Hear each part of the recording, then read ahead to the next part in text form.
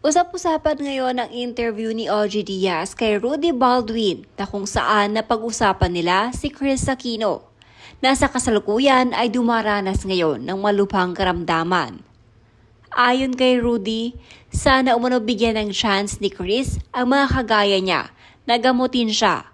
Dahil anya, hindi umano sa lahat ng oras ay doktor ang kailangan ng taong may sakit. Hindi daw magpapabayad si Rudy kay Kris.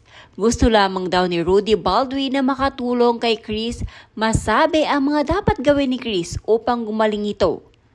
May pakiusap din si Rudy sa publiko na sana umano ay huwag hilingin ang mga ito na pumanaw na si Kris Aquino. Ma'am Kris Aquino, mag-try ka din magpagamot nang hindi sa doktor, wala namang mawawala.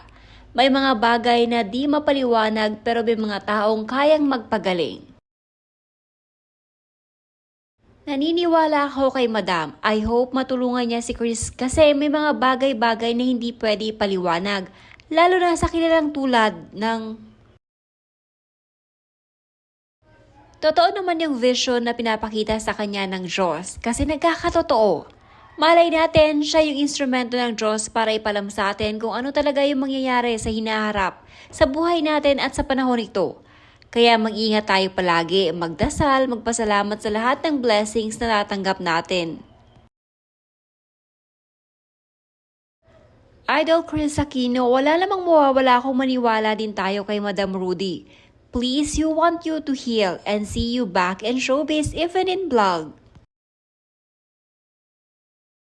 O ayan na, sana parating mo kay Kris Sir OG, sundin na niya, wala masama kung gagawin niya para matapos na yung sakit ni Kris.